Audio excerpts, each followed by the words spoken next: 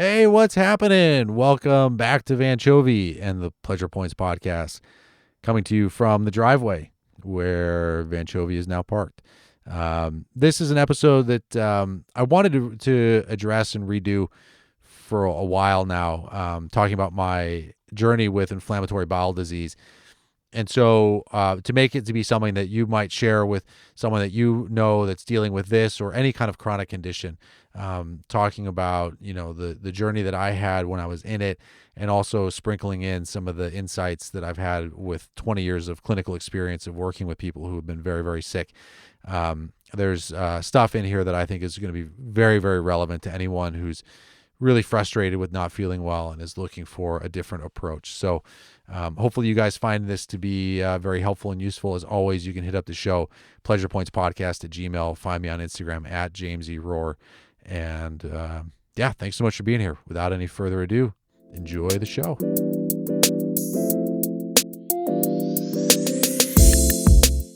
Yeah, here we are. Awesome. So glad you're back.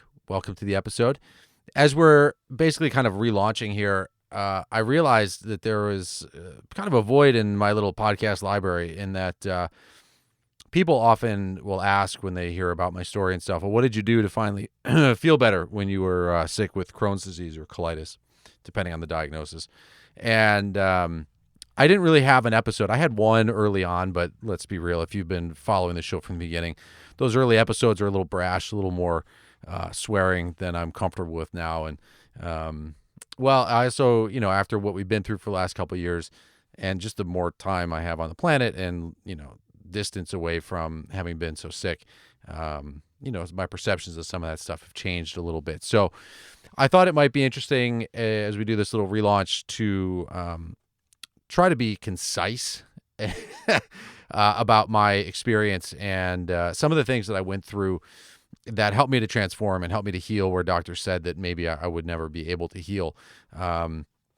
And especially as I look forward to some of the episodes I'm really excited about coming up with the ailments and specific ailments and what your body might be communicating, for you guys to have a little background about where my passion for that came from my own experience of having been sick, I think it might be helpful. So, thanks for being here.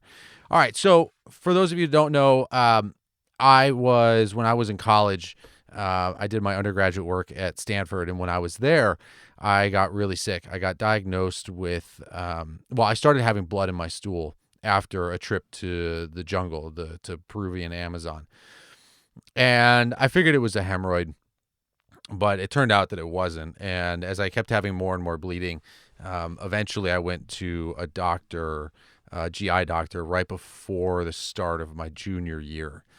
And the doctor, in that fateful visit, right, did a quick scope, stuck a tube up the rear and camera, and eventually said, I got good news and bad news. The good news is I know what you have. You have something called ulcerative colitis. Your colon in particular is just filled with ulcers. The bad news is you're going to have this disease forever. You and I are going to be seeing a lot more of each other. And the best that you can do is hope for remission that's going to be induced by these medications. And you're going to be on medication for the rest of your life.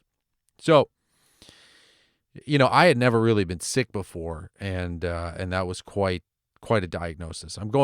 Obviously there's more levels to all of these things, but these are the highlights, right? The high points. Because those of you that are listening that are sick, you have your own experience. And you certainly have been through whatever version of doctor visits as I have.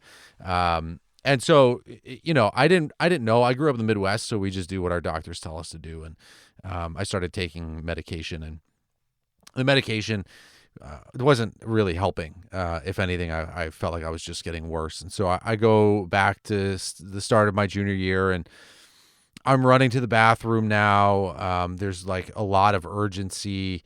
Sometimes I can't make it to the bathroom in time. So it's just like, I'll spare you all the gory graphic details, but a lot of bleeding, a lot of trips to the bathroom, a lot of unpredictability. So I call the doctor and I'm like, hey, I think this medication is making me worse. And he says, no, it's not the medication. It's just your disease. You're getting worse. So what do? Right? You just end up taking more of the medication. And so this was the merry-go-round basically that I would be on for the next, I don't know, 5 years or something. Where, there would be some days might be a little bit better, and a better day meant that I went to the bathroom 7 times, 8 times instead of 12 times. Maybe with a little less bleeding than otherwise. But it was uncomfortable to say the least. Now, the good news for me was I never really had pain. I would just have like massive urgency. And of course, watching, your literal life force go down the toilet every morning is pretty, all day really, but the mornings were the worst. Watching that happen is unsettling to say the least. And so, I'd bounce around between doctors. I would lose weight. I tried different diets. This is all before like gluten-free became widely known. I remember there was a book, I think it was called like Breaking the Cycle or something like that. Breaking the Vicious Cycle, I think it was called. And so I would experiment, as I could with my diet, and nothing that I was doing was helping. I was losing weight. I remember one time my dad saw me after a while, and he was just like, after the visit, it must have been like for Easter or something. After the visit, he calls me and he's like, I've got you an appointment at Mayo Clinic. Like, you need to go get seen. And so, I went to Mayo Clinic. I also went to Rush in the city. And the experience there was basically all the same, where the doctors would say, this is what you have, basically uncontrolled inflammation. I would ask about diet, and they said, diet doesn't matter. Doesn't matter what you eat. And the only way through this is really with medication. Now, that didn't never really even made sense to me. Even then, pre-Van Build, right, before I understood some of the things. Even then, I knew well enough to know that if you were to ask a plumber, does what flow through the pipes impact the quality and the integrity of the pipes? Like, obviously, the answer is yes. And so when they were just so dismissive of nutrition, I didn't understand it. Now we just know there's so much more information that's available. You got to remember this is like, in the pre-Google. I mean, I think, Google came out, I think, right around the same time that I was in school there. So it was, looking things up was a challenge. You certainly wouldn't hear many testimonials, or I didn't know anybody else that was dealing with this other than, the super old people that I would see in the waiting room at my GI doctors. I look around, I was the youngest by, 20 years at least. And so all of it, to say the least, was very, very unsettling. And so I started taking matters into my own hands. The diet stuff didn't really work, but then I started seeing an acupuncturist.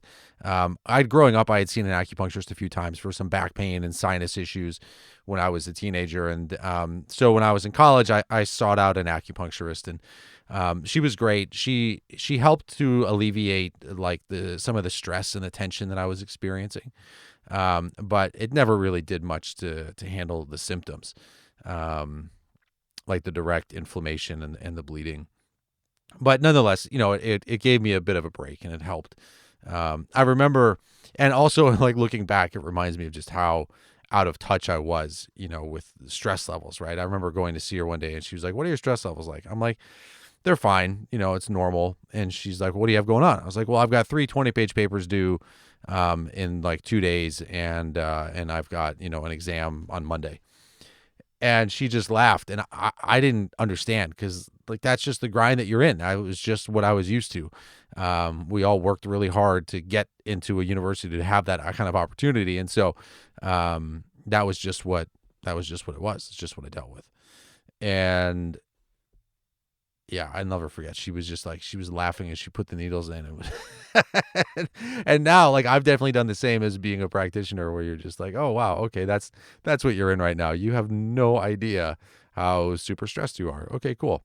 Let's just do some stress points. And so, the acupuncture would help, but it didn't solve the issue, and then I went to acupuncture school after I graduated, kind of for 2 reasons. One was like 2 like known reasons at the time. One was because I was just trying to get some information. Like maybe I would uncover something in acupuncture school that would help me to feel better.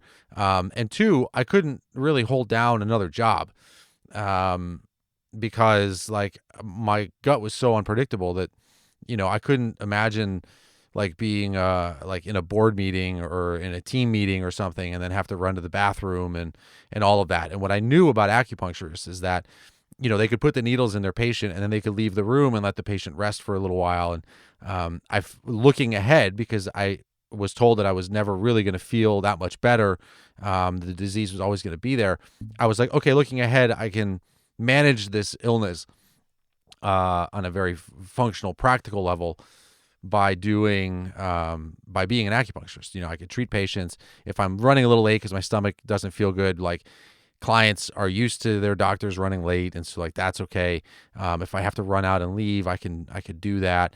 And so just built into the practice model, I was able to picture and anticipate, okay, this might be something that I could do even if my symptoms never improve. And so, these are like wicked calculations to be doing, when you're like, I was 21 when I decided to go to acupuncture school. And, look, I know people have it a lot worse than I do, but this is my experience and whatever. So, that was the kind of the math that I was doing at the time. And, like, I'm not wrong. I wasn't wrong about it. And as I went into, have my acupuncture practice, like, I definitely took advantage of that some days on the days that I wasn't feeling well. So acupuncture school was cool. And, while I was there, again, I never really, I didn't find the magic ticket or anything. I did work with a teacher who was able to, she got me introduced to functional medicine, which, years later I would realize that was really the backbone of, part of the physical healing that my body would use would be the benefits of functional medicine. But I was making my own enemas. I would, do these different supplements and make my own enemas and, high doses of probiotics and all these things. And nothing really seemed to make the difference. And that sucked, and if you're listening to this because someone cares about you and they sent you this podcast because you've been suffering and you've been hurting, I hear you, I feel you, I get it. And thank you to the friend who cares so much about you to send this over. Right. And I used to hate it. Like, I used to hate when people would ask me how I was feeling. Like, I don't know if you guys have encountered this when you haven't been feeling well, but I remember I started dating this girl once, and I told her, I was like, just don't ever ask me how I'm doing. Like, you'll know how I'm doing based on what we're talking about, but I'm thinking all of the time about how am I feeling? How am I feeling? How am I feeling? That I don't want to answer that anymore. And I don't want to be honest, because like being honest really sucks when you don't feel good. It's just like, no, I feel awful today. I feel really bad. Like, this sucks. It's another hard day. Same as yesterday, same as the day before, and the day before that. Maybe it was denial. I don't know. I wasn't denying it. I just didn't want to talk anymore about it, So this is where, like, butting my head up against like doctor after doctor after doctor, all these different colonoscopies.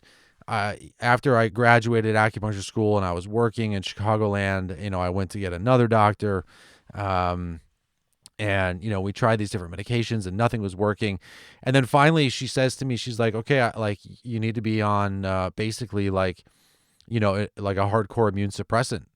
And I was working in a hospital at the time, and I was like, I can't afford, like, I can't shut my immune system down.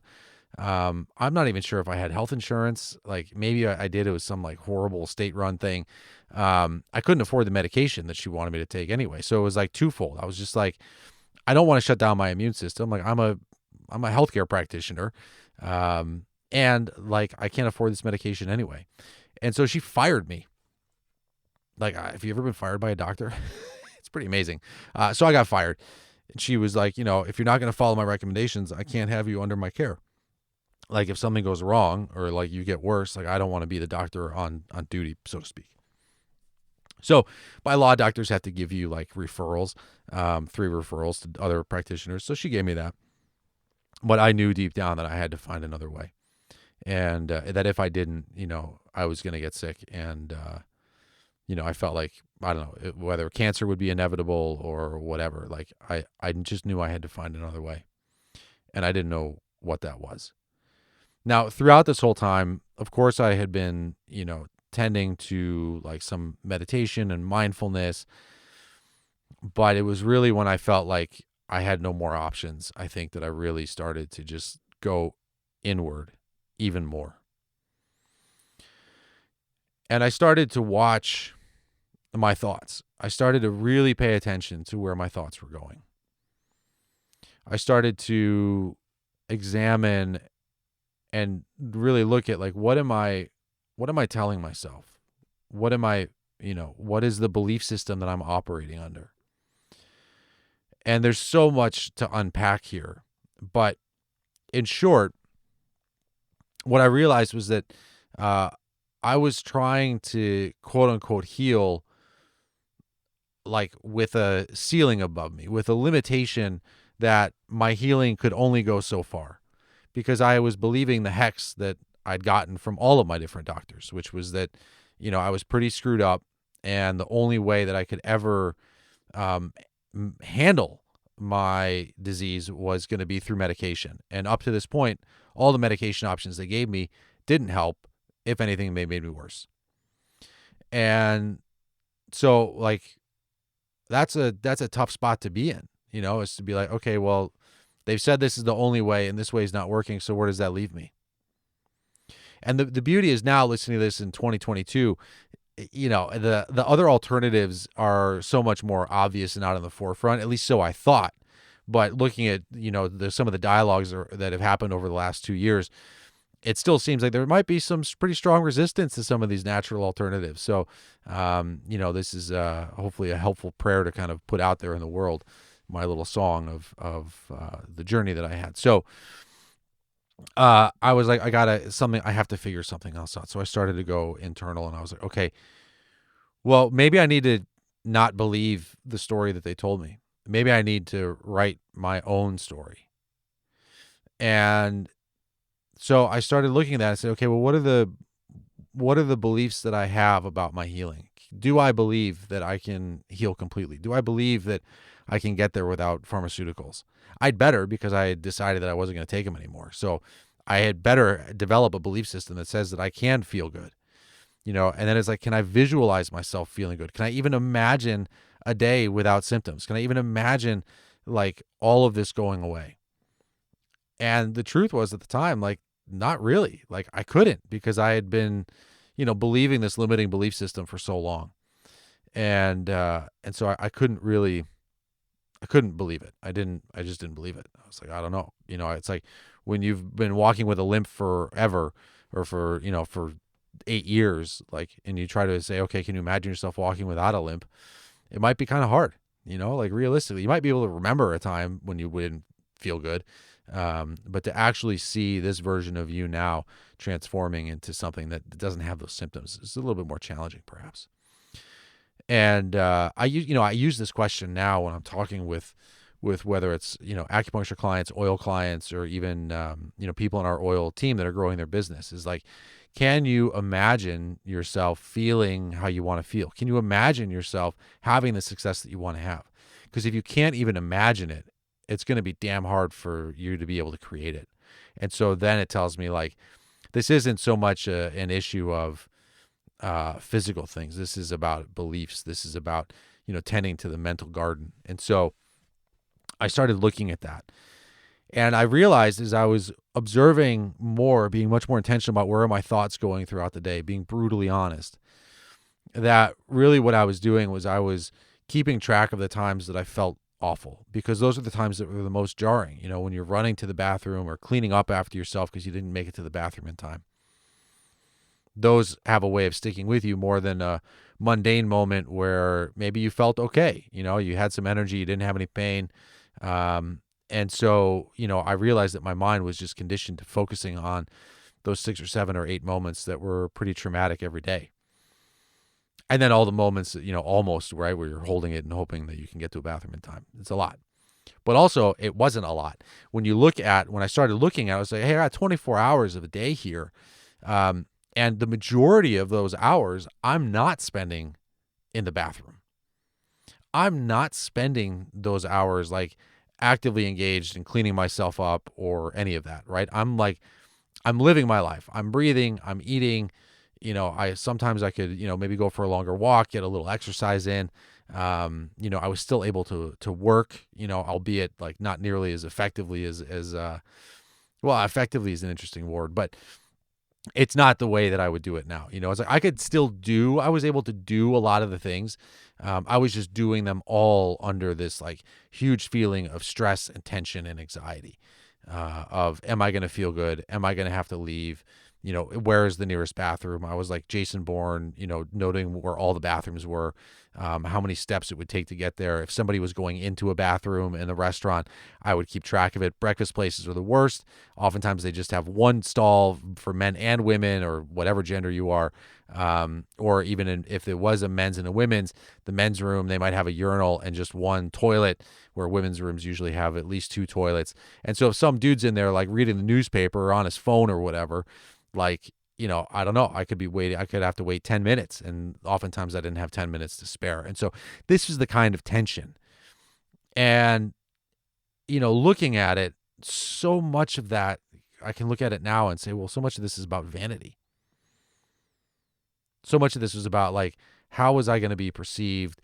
How was I going to perceive myself? Like I wanted to keep up a certain appearance. Of course I wanted to be free and just live my life. And, anyone hearing this would be like, well, no, dude, you just wanted to like feel good. It'll make sense. It's totally fine. But, really like underneath that was an issue of vanity. It was a concern of like, how was I going to be perceived? How was I going to perceive myself? What if I had to clean myself up? What if I didn't have a change of clothes with me, which I usually always did? I'd be the guy bringing a backpack and no one else would have anything. I wouldn't go out to parks where if there wasn't like a porta potty there or a restroom.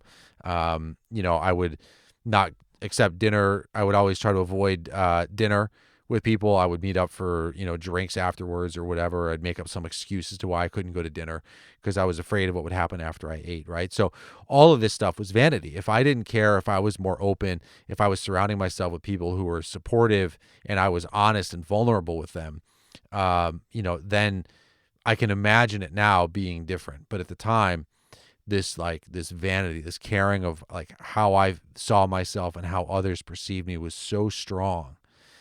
It was so intense that, looking back on it, it's like it really contributed so much to the stress, because for those of us that don't feel good, it's like the times that we don't feel good, they're punctuated, they're focused. There is an ebb and a flow to it, even if we feel like there isn't. There really is. Like I would have this happen in my acupuncture practice, especially in the beginning all the time. People would come in with an ailment that they had something for years. Like let's just say it was a neck pain or a back pain. They'd been dealing with for years and years, right? Daily, like massive opioids, like all the surgeries, all the things. They'd come in, I'd give them a treatment. I'd see them in a few days or a week later. They'd come back and they'd say, well, your treatment didn't work. And I'd be like, okay, well, what happened? They're like, well, my pain's the same. I was like, okay, well, tell me exactly what happened. How did you feel when you left here? Well, when I left your office, I felt great. Okay, awesome. And how long did that last for? Well, it lasted for like 2 hours or half a day or maybe even a full day. But then it came back. And I was like, oh, okay. All right. So you're telling me that you felt totally fine, like 100%, 90 to 100% improvement, but it lasted for 2 hours or for a day. And they're like, yeah, it came back. The acupuncture didn't work. And I understand, because that's what happens when we're just focused on the negative. But the way that I would look at that is like, oh my gosh, you had a 2 hour or half a day or a full day break of the cycle that you've been in. That's tremendous. So in that time, your body is telling you, hey, you have the capacity to feel good. The question is like, how do we get that to last longer? How do we build on that part rather than focusing on the part that sucks? How do we build on that? And I know that the brain has biases towards negativity, and that's how we learn. And like, there's all of the neurological stuff that backs up why we are the way we are. But we're talking about breaking those cycles now. And, I do believe, like the Chinese medicine, they say like, where your attention goes, the qi follows. And so when your attention is on what's working well, the qi will follow there. You get the energy that moving in that direction. But when we're focused on what isn't working well, then that's where the qi stays, right? So I started to pay attention to this and say, okay, well, listen, a 24-hour day, like I have a lot of moments where I feel pretty good, and I'm lucky. Some people aren't that way, but I have a lot of moments where I feel pretty good. If you have back pain, like when you're walking, can you celebrate that when you sit down, your back feels pretty good? Or is there a position that you can get into where your back feels like pretty good? Are you taking time and full stock and inventory of those moments that feel pretty good? Because your body is telling you that it has the capacity to be pain-free. We just have to figure out how to translate like that sensation you get in that particular position or with that movement or with that intervention or whatever, and be able to extend it and magnify it. But the fact that your body is telling you that it still has the capacity to feel good, that is something worth celebrating to like all day long.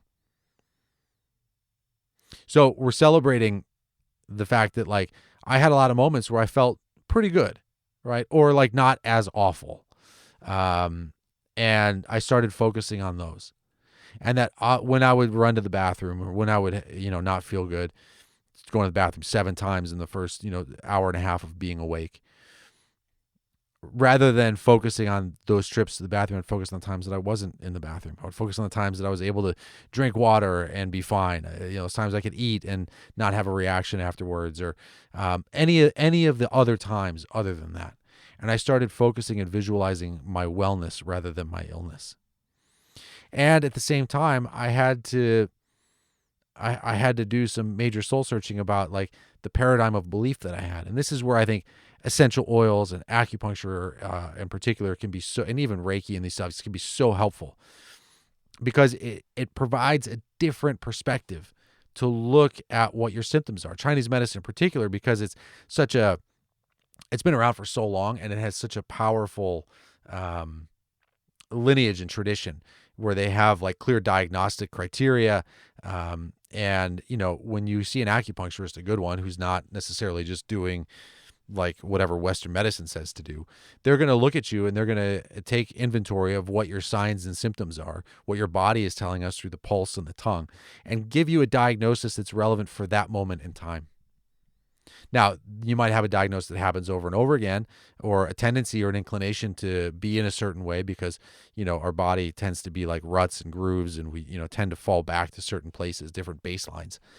But it doesn't change the fact that diagnosis is being remade every time and adjusted. So you might have, damp heat, and then the next day you might have wind cold, and the next day you might have chi stagnation, and the liver chi stagnation might be there a bunch, but it's all, it can change and it can fluctuate. Even if you see an acupuncturist in the morning versus the afternoon, your diagnosis, your levels of chi, all of that stuff might be a little bit different. So they can adjust and modulate their treatment.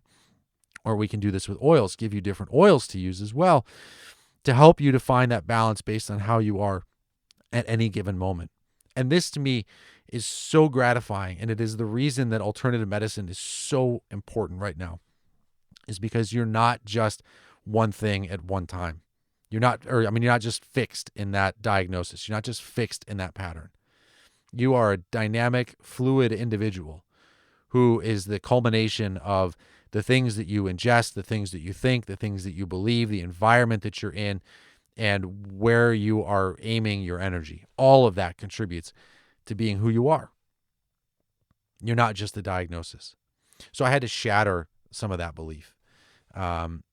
And, for me, all this stuff really started to kind of coalesce and to come together for me when I went on a meditation retreat. Well, it wasn't really a retreat. The truth is it was a vision quest. I went out onto the hill and there it was, without getting into the specifics of what the actual vision quest looks like, basically it's me by myself for, anywhere from 24 to 72 hours, typically no food, no water.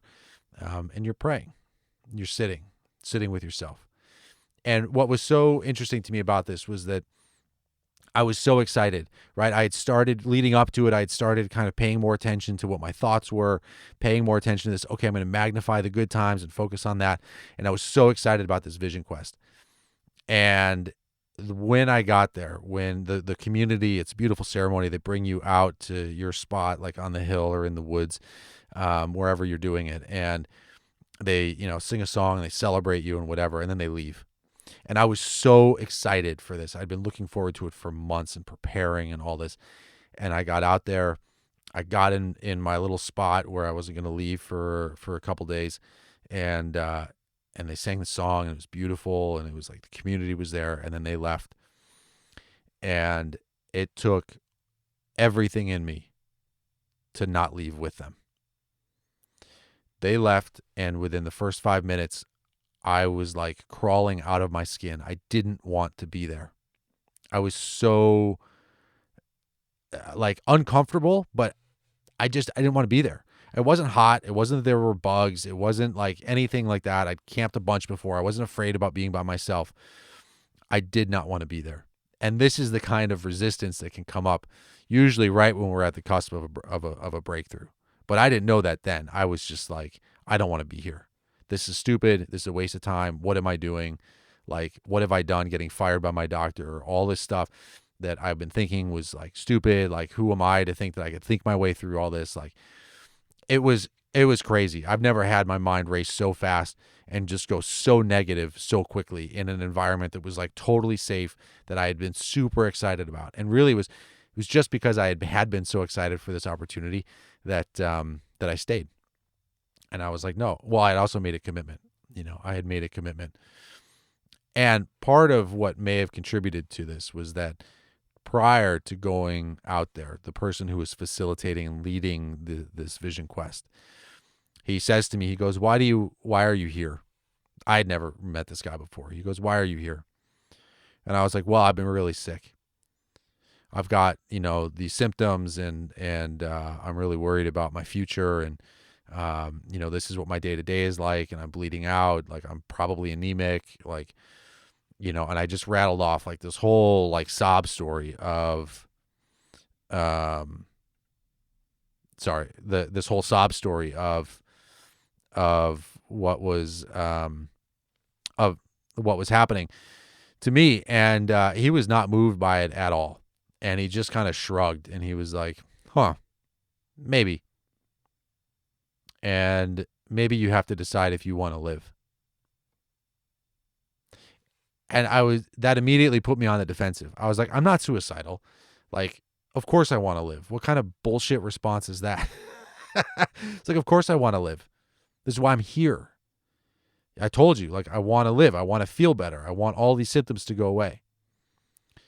And he was like, I hear you. And maybe you have to decide if you want to live. And that was all he said, this like cryptic, medicine man bullshit. I love this stuff.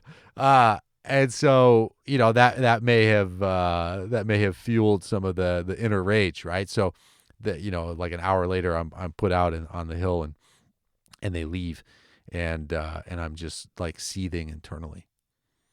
And, by the grace of God or determination or combination of all the things, right? I sat there, I stayed, and I just watched myself throw like a little temper tantrum. And I prayed. And I prayed. I was like, do I really want to live? Do I want to live? And it wasn't, again, like, it wasn't even about being like suicidal or anything like that. It was just like, it occurred to me then that what I had been praying for, what I had been focusing on for the last 8 years of my life, was about getting my symptoms to go away so that I could be normal, so that I could just fit in, so that I could be like everybody else. And that so much of my frustration and anger was because I couldn't just go out and party like my friends were. I didn't have a normal college experience because I was so sick. I didn't have the freewheeling, like early mid-20s like my friends were having because I was sick and managing this and trying to figure it out. And that really, if I was brutally honest with myself, that my prayer wasn't really about living. It wasn't about living a great life. It was about being symptom-free. I wanted to be comfortable again. And I wanted to blend in, and I wanted to fit in with everybody else that was, my age. And that is a very, very different prayer than I want to live. Then I want to bring my unique, God-given personality and strengths and unique fingerprint. And I want to celebrate that. I want to bring that out into the world in however that looks. that is a totally different experience than I want my symptoms to go away so I can be just like everybody else, or that I can be more comfortable. And I had made this sort of association that living, that living meant that I would be symptom free, that if I was symptom free, then I would be more able to live. And looking back on it now, the reality is that those symptoms that I was having and my time with that illness have been the things that have helped me to live. They're the things that have fueled me and given me this passion and given me the commitment to be able to work with people and to help people who are, to be useful to the community, especially people who are really sick, who had that look in their eyes like I used to have, that they didn't know if they were ever going to feel better, that I could look at them, connect with them, and be with them in the trenches and say, I know what this moment feels like right now. And I know what's possible. Without the illness, I would have never, I can't imagine ever having that. I mean, shit, I was on track to I think I wanted to be a lawyer before all this, right? Which if you know me is like, that's great. That's just a funny thought. And so I was correlating being symptom free with living. And in fact, oftentimes when we're symptom free, we're paying less attention, right? I know I would have back then. If I had been symptom free, I wouldn't have been paying attention. Would have been numbing myself out, and just trying to make as much money as possible, like consequences sort of be damned. And I wouldn't have been, I wouldn't really have been living. So all of this in like a moment became clear. And I had this sense of like, okay, well, if you really want to live, there were I saw sort of three barriers, three barriers in the space of where I was right then, sitting there, fasting in this field, and then this idea of being really free. And the first one was me. It was some version of myself, and it was okay, I want to live. Right. And that was kind of making that commitment. And so then that one moved out of the way. And the next one was the very first doctor that I had, kind of him. And then it was representative of my entire journey with Western stuff. And I realized and I felt all of this anger welling up inside of me. And this is the anger of the medical hexing, the shitty diagnosis, the shit, or, the bad, bedside manner, the absent bedside manner. It's just sort of now, there's a term gaslighting of, me saying that the medication's making me worse and him just being totally tone deaf, saying, no, it's you getting worse, nothing to do with the medication, all of that stuff, right? All of those things. It was so loaded. And I just became so aware of all of this anger inside of me. And I chose to forgive him in that moment, because I saw behind him where I wanted to be. And I knew that the only way through that was with forgiveness. And forgiveness is a word, it's talked about a lot, it's thrown around a lot. But, when you're in a moment, for me, when you're really feeling it and you can actually let that grudge go, it's you can feel that poison. What's the saying about anger and resentment? It's you taking a poison, think it's going to work on someone else. When you actually get to that honest, sincere place of forgiveness, it's you can feel that poison leaving your own body. And it was almost the first time I could take a deep breath. I'd been carrying around the weight of that anger and that frustration for so long. So when people are asking, hey, what did you do to feel better? How did you overcome your thing? What did you take? Right. And all this stuff. It's and I'm going to get to that in a minute, but, it all started with this stuff. And ultimately I do believe that forgiveness is absolutely critical to allow yourself to create a new path for healing. Because if you've been sick for a long time, I haven't met anyone that's been an exception to this rule. If you've been sick for a long time, there is anger and frustration and resentment that is built into that for sure is making things much, much worse. I'm not saying that forgiveness is going to get all your symptoms to go away by itself, but the pathway to healing begins when we can look at what are these resentments that we're holding on internally. And without addressing that, it's all sort of band-aided treatment in my experience. There will come a time, maybe you start with supplements and then you get to this place, but there will come a time in order for total healing to happen where forgiveness is a necessary ingredient. It's going to happen. I have yet to see someone who has been able to completely heal and thrive and feel good, who still carries around the same amount of resentment and anger and toxicity for whatever it was that had happened to them. And so I forgave the doctor, and that was like a huge thing. And then the next energy that came in was God. And I got to watch all of the anger and frustration that I had with this idea of God, right? And that is like kind of a pathetic thing to. I felt I had a lot of judgment around all that, because here I had so much opportunity, so much going for me, even when I was sick, and yet I was going to sit there and talk about my petty things, like I'm not like my other friends, and I can't do this, and I didn't get to do that, and like all of this whiny stuff, right? But that was a part of me that felt that way, and so I had to get right with that, and I practiced forgiveness there, and I reaffirmed my commitment of saying I want to live.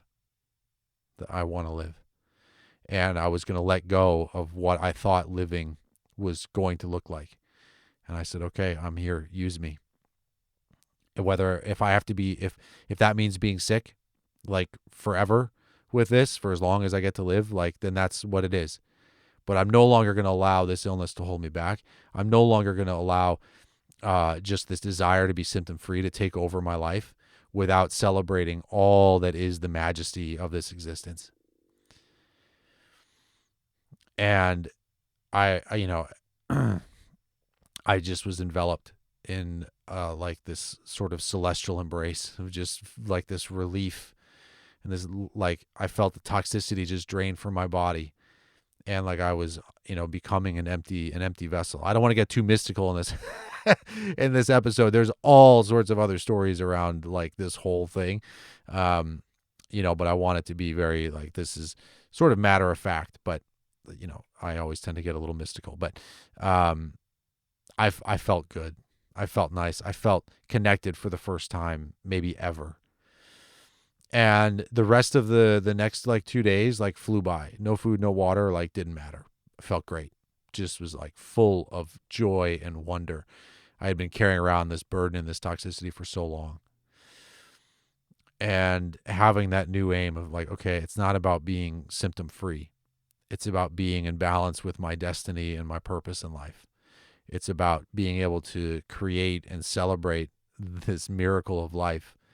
And it's not about chasing symptoms or trying to manage symptoms or any of that. I had a totally different aim. So then what happened, and this is where the supplements and stuff come in.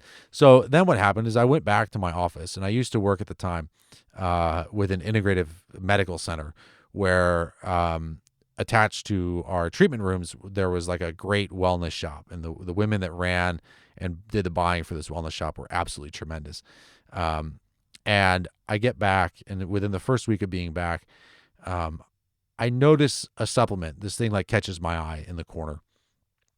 And it turns out I had walked by this thing for 2 years, every day, like 5 days a week, and never noticed it before. And now I noticed it.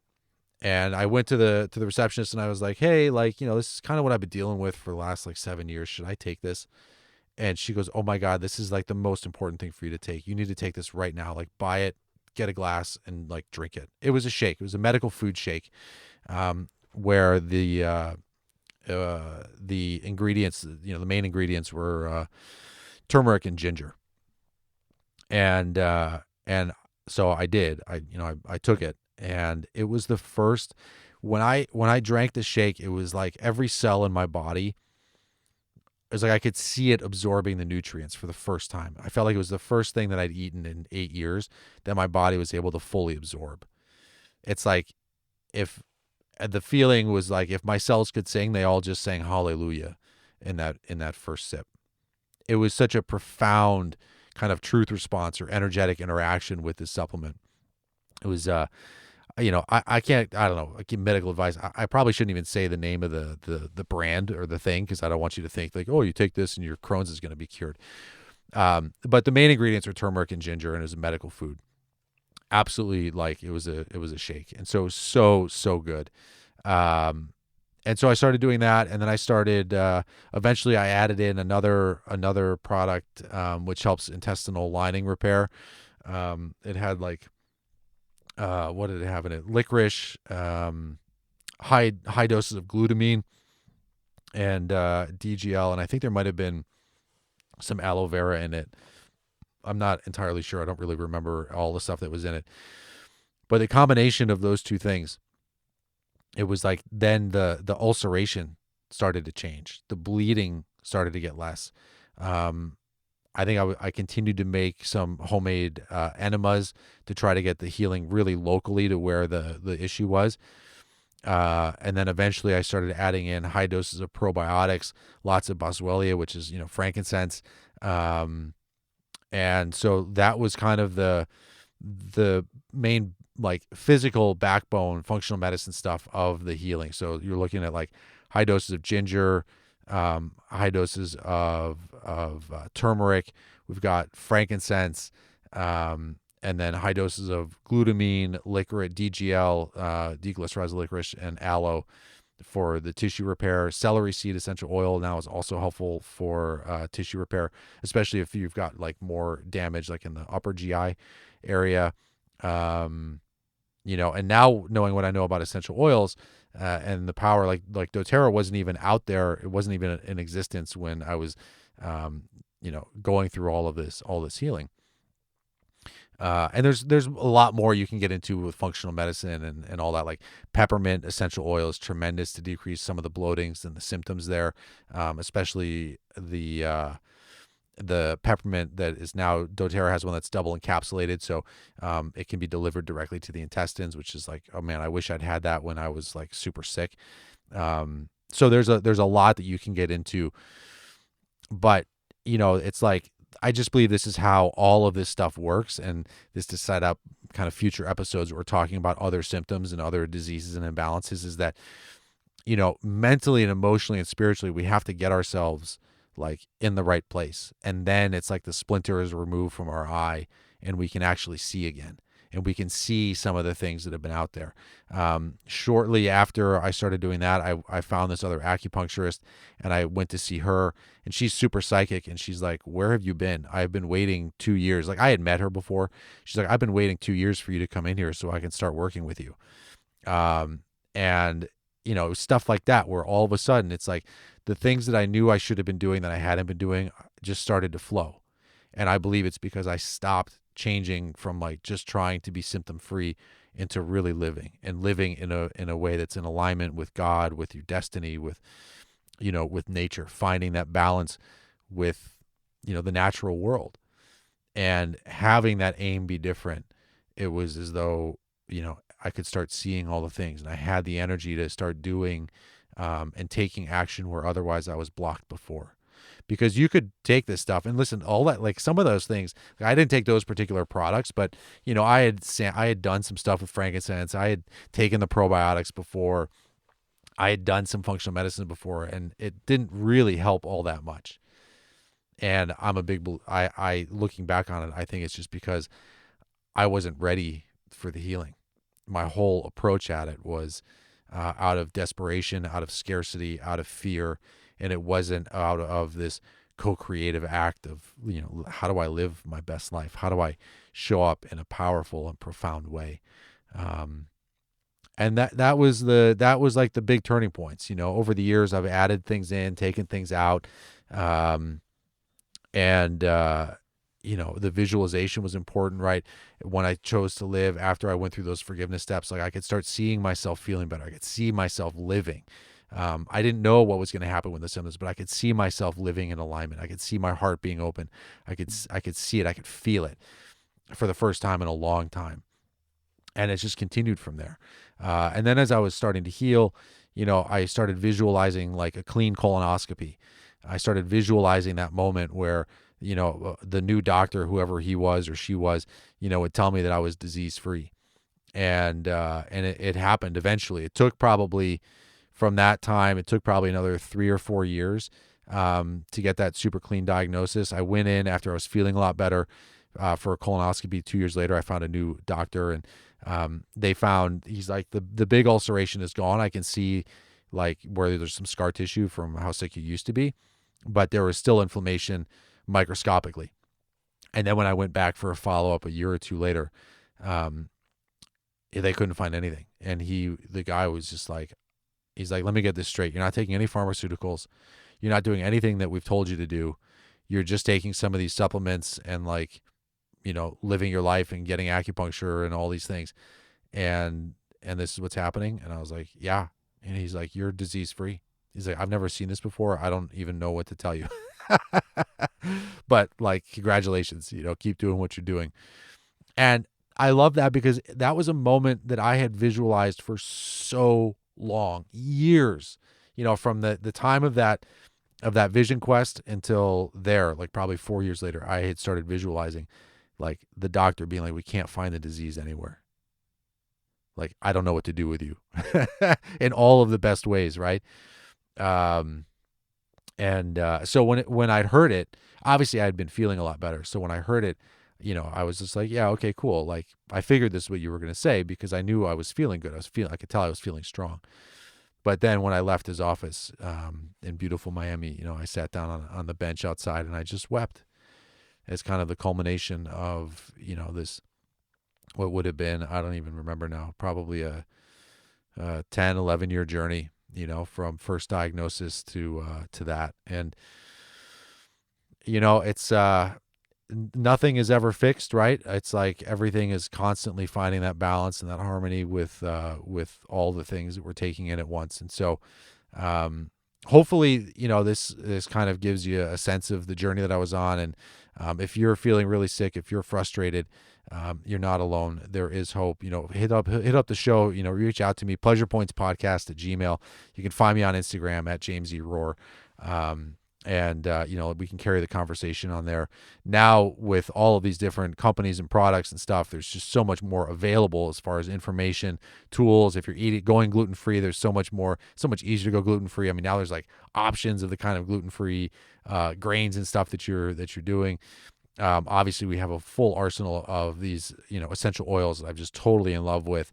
And then, all the other things, the acupuncture is great, the meditation resources and all that. So, yeah, that's that. So thank you guys so much for listening. We are launching, an oils and energy body online course, that's coming up. So if you're interested in that, just DM us and we'll get you set up there too. So whether you're feeling really healthy or you're sick, you're trying to understand more of what your body is communicating with you and what to do about it. This is what this course is all about. Because as I was sick and going through it, it's like you're trying to kind of grasp at different things of like, what does this symptom mean?